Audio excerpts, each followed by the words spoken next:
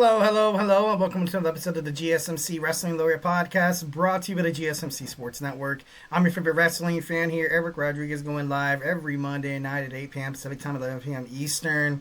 Here to talk about the greatest thing in the world, professional wrestling. One hell of a Monday Night RAW before WrestleMania. Overall, it was good. It's shaping up to be an amazing week. Obviously, WrestleMania week. Happy WrestleMania week to all the wrestling fans out there. There's going to be a bunch of content, and it's crazy. There's also TNA as well. So don't the AEW, of course, Ring of Honor. So make sure you guys check those out as well. Hope you guys had a fun, safe, lovely weekend, and definitely love definitely being back on the air 1010%.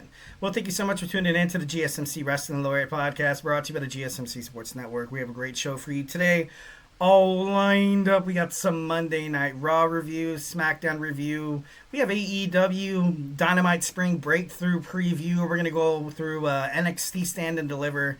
Going to give you guys some of my some predictions. Also going to talk about the NXT episode as well, airing on Tuesday, tomorrow. And our fifth and final segment, John Cena's on a retirement tour. Obviously, I've seen through social media that Carlito actually talked to John Cena backstage, telling that he's actually gearing up for his retirement tour as well. So we're going to talk about WWE, TNA, WCW. We're going to talk about all of wrestling's. We're going to talk about the worst retirement tours of any wrestler out there. Anything under the sun, anything under the umbrella that is professional wrestling. So you guys get ready to have some fun to talk about that. But before we do anything further, just want to remind you guys to go ahead and hit up that tips and donations link. Tell me what you like, tell me what you don't like. Just remember to Superman punch that like and subscribe button to the show. Follow the show, follow the network here at the GSMC Sports Network. We do love a lot of peace, love, and positivity, 1010%. But in terms of talking sports, it's inevitable. There's going to be some disagreements. There's going to be some criticisms, and it's already water under the bridge. It's all cool. It's okay. No comments are definitely, shied against or anything like that. So I want to make sure you guys are absolutely comfortable. Make sure you guys, this is a nice, interactive, fun podcast. That's all it's made to be. No wrong answers whatsoever, so make sure you guys participate in the chat. Whether if you got a burning question or a hot take, or just absolutely just something you've been dying to get off your ears, and maybe you have a wrestling conspiracy theories, go ahead and toss it inside the chat. We'll talk about it. This podcast is all about keeping the conversation lively, making sure you guys feel like your voice is part of the mix. So don't be shy to drop your thoughts inside that chat. And if you really want to make sure your comment, question, or concern gets noticed, why not hit up that super chat right there, which guarantees anything you guys put inside that chat box to be featured, talked about, debated about, maybe even take place of a segment on the show. So, what are you waiting for? Just go ahead and hit up that $. It's also, a great way to support the channel. Guys, 1010%. We have a bunch of passionate podcasters, all young guys looking to, improve their chances of making it in the sports media universe. So definitely, a little bit helps. And obviously just your guys' your attention and participating in the chat. Also good, just as good as U.S. currency. So definitely, help us keep the content that you guys love so damn much coming at you Monday through Friday. And we are super grateful for each and every one of you guys who joins us here daily on the GSMC Sports Network. Your support makes all the difference. So let's send in those super chats, those super stickers, because you guys are super awesome. And together we will make sure this podcast is one of the best wrestling podcasts ever. Okay, let's go ahead and jump on into some WWE Monday Night Raw. It was a good one. It was obviously, the Monday Night Raw before the WrestleMania. It's, it's a go-home show. It's a go-home show live in Sacramento, California, airing on Netflix. Gunther comes out right off the bat. Michael Cole said he was supposed to interview him, but he didn't want to wait. He said, screw your questions. I got to be honest, I thought that was funny as hell. Later on in the show, we had Jey Uso give a promo. So both the men, had to get off whatever they had to say, off their chest. There was no silly fight where referees would have to come in and break it up, and we didn't see our weekly visual, or we didn't get a chance to see Kenny Dykstra, Jamie Noble, or Jason Jordan. So that was it's kind of sad. Definitely love seeing those guys.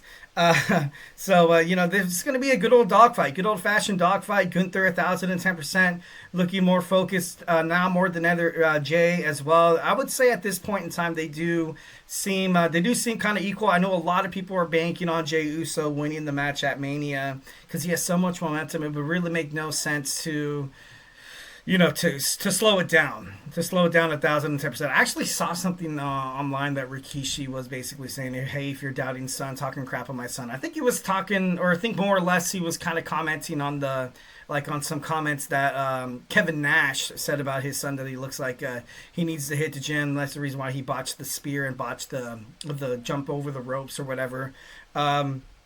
So he seemed like, yeah, if you want to meet me anywhere, we can throw down. And I'm like, damn, dude, Rikishi's still throwing that stink face, bro.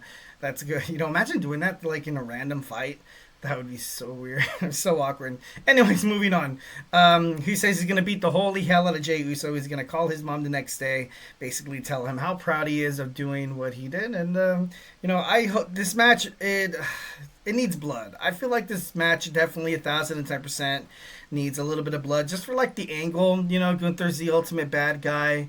And, if Cena dethrones Cody Rhodes, which is a chance, I would say that main event is, more or less a little bit more unpredictable than the Jey Uso Gunther fight, which kind of sucks for Jey. He won the Royal Rumble, got a lot of hate, a lot of baggage online, only to find out that you're not really going to, you're not going to main event none of the WrestleManias. Like, he's main event Jey Uso, and he does not get to main event any of the WrestleManias. Not night 1, not night 2, which is kind of troublesome. That kind of sucks. Maybe it's a little foreshadow.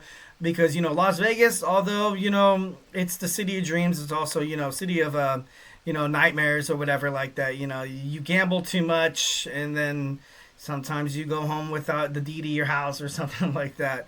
So, maybe kind of foreshadowing to some bad news happening at WrestleMania. I hopefully, I hope that this WrestleMania is definitely different from all the rest.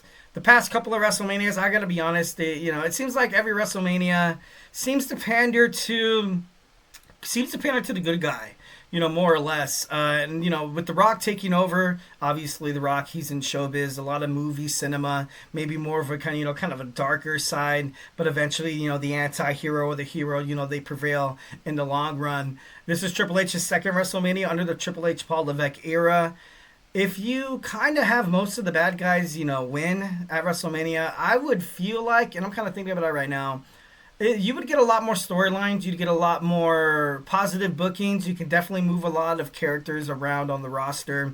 With the WWE draft coming up too, I think late April or early May, it should be, it'll make things a little bit more, I don't know. I feel like it would pop more. But that's just my opinion, 1,010%. If you guys disagree or agree, make sure you guys hit up those super chats and, tell me how you feel. Bayley takes on Liv Morgan. Raquel Rodriguez tried to get involved, tried putting Liv Morgan's foot on the bottom of the rope, obviously botched that. But, it ended how I expected it to end. I knew that this would end in chaos, and I know that Lyra Valkyria and Bayley are still trying to kind of build up their repertoire of being a tag team, after winning that gauntlet match on SmackDown. But all in all, it was a decent match. It was a good match. Next, we have a Bianca Belair promo, basically saying that, hey, if you don't like the truth, either way, you got to handle it. I got to handle the Neutral Triple Threat match now. Maybe that encourages her to beg, borrow, and steal a little bit more. Possibly, that could happen. But Bianca Belair, I feel like at this point in time, with everything going down with Naomi and the way that Jade Cargill is being pushed by WWE, something needs to give. I personally did not like the fact that Bianca wasn't involved in the Jade Cargill her being thrown through the windshield of an Escalade or whatever. I was kind of sad that Naomi solely kind of took the blame in that, but I feel like she's gonna go out there at WrestleMania. She's gonna feel all the love for Io Sky, all the love for Rhea Ripley. She's gonna look at the fans being like, hey, what about me? Kind of like how Naomi, the reason why she turned on Jade was because she was basically saying that she stole the spotlight and stuff like that, or what Jade says is Naomi's just upset that she stole the glow. But no, it was this is something that kind of needs to happen. Karrion Kross takes on AJ Styles. Decent match. I thought it was great. Give it a 7.5 out of 10. Obviously, Karrion Kross will also bring out a darker side of AJ Styles. After AJ Styles wins the match, Logan Paul comes out to take out AJ Styles to kind of build up that momentum a little bit. We got Penta taking on Finn Balor in a one-on-one match, but then obviously, before the match, a little bit before the match, you had the Judgment Day take down the WWE Intercontinental Champion backstage, Braun Breaker. So of course, you got to pay your dues, you got to accept, responsibility for your actions, accountability. So Braun Breaker came out, started, wanting to beat the holy hell out of Finn Balor. Dominic Mysterio gets involved. Penta actually, helps out Braun. So that, kind of funny how that all works out. And then Penta at the end of it, does like a maneuver, like I think it was a corkscrew, I'm not too sure, off the top rope onto all three of the participants that are going to be in the match at WrestleMania. So this Intercontinental Championship match is shaping out to be super badass. I can't wait to see it.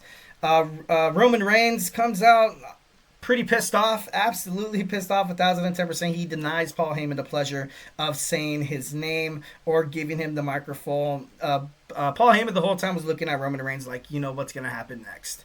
He's going to stab Roman Reigns in the back. He feels betrayed. By all means, after the way Paul Heyman, the way he was treated by Roman Reigns, it's never really been like a cordial, nice thing or whatever. Roman definitely has that philosophy of ruling with an iron fist. So, that kind of gives a little bit of the hint.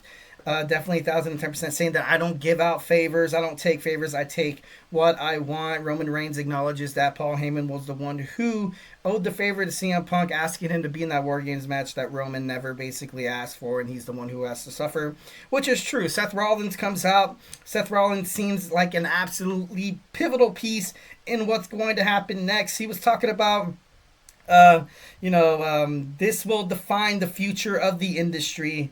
This business dies when people like Roman Reigns and CM Punk are on top. Always, I have to do what's best for business. Total foreshadowing, 1010%. This could be WWE obviously yanking someone's chain, but I feel like Seth Rollins is going to be this second piece to The Rock's faction. And it's, and you look at his attire. What I've noticed from Seth Rollins' attire, he comes out with the cut-off sleeve shirt. When The Rock comes out, cut off, like V-neck, cut-off sleeve shirt. You see, I kind of saw, and his attire that he was wearing, all black, his pockets right here and here and here, kind of looks like the Shield. Looks a little bit like the Shield vest. Just a little bit like just different, revamped, a whole different style, 1010%. And if you think about the people that The Rock has been trying to include in this faction, obviously Cody Rhodes told him to F off, but now you have John Cena. Now you might have Seth Rollins in in this faction from The Rock, and The Rock clearly wants to take everything away from Roman Reigns. Going after the WWE Championship, it could happen, but I don't think he cares. I feel like The Rock, he's already kind of had his glory in WWE as a WWE champion. He did give off that promo, the Raw after WrestleMania last year, saying that he wanted to hold Cody's title. But he's the people's champion. And I feel like Seth Rollins stole a phrase from The Rock, responding to basically all the Cody crybabies and Cody Rhodes are taking his place at WrestleMania to take on Roman Reigns. I got to do what's best for business. The Rock wants to sit at the head of the table. I don't really see him relishing in the fact that he could potentially be the face of the WWE.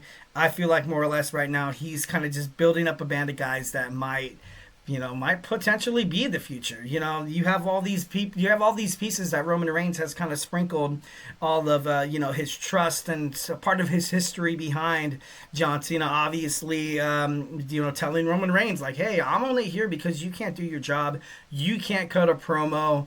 And then Roman Reigns at the time when he was the big dog, he was really flustered, really he couldn't cut a promo to save his life. And, you have that pivotal piece in John Cena. Of course, how Seth Rollins is kind of, the brother in arms of Roman Reigns.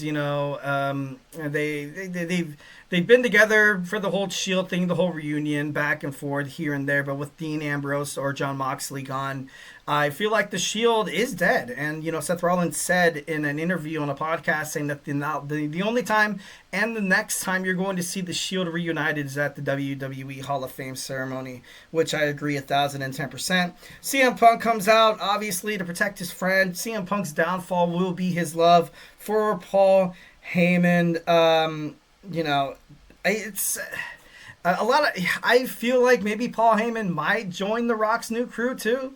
As the Seth Rollins guy now, maybe because it seems like Seth Rollins, he needs a future in the WWE. He's been kind of floating around lately, basically in the CM Punk feud. He's down like I don't think he's ever won a match against CM Punk. That cage match, but that was because of Roman. And then if the Tribal Chief Roman Reigns walks out the winner with Paul Heyman, all this ultimately seems like an absolute waste of time, an absolute waste of promos. So that's not going to happen. I know Roman Reigns isn't going to win. CM Punk, he's the anti-hero, but then again, he has so much respect for Paul Heyman. I feel like it's going to be the downfall. I thought it was kind of cool how Michael Cole at the end of the promo, when Seth Rollins hit Roman Reigns in the back with the chair, he was like, "Oh, shield chair." I thought that was pretty badass. It was pretty cool.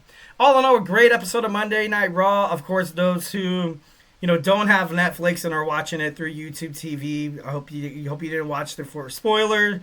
Make sure, if you want to come back and watch it after, that would be absolutely awesome. Make sure you guys sound off in the comment section. Tell me how you guys feel when this video is published. All right, without further ado, let's go and jump on into some SmackDown. So grab your favorite snack, grab your favorite ice cold beverage, and join me here in about 25 seconds. So hey, do not go absolutely anywhere.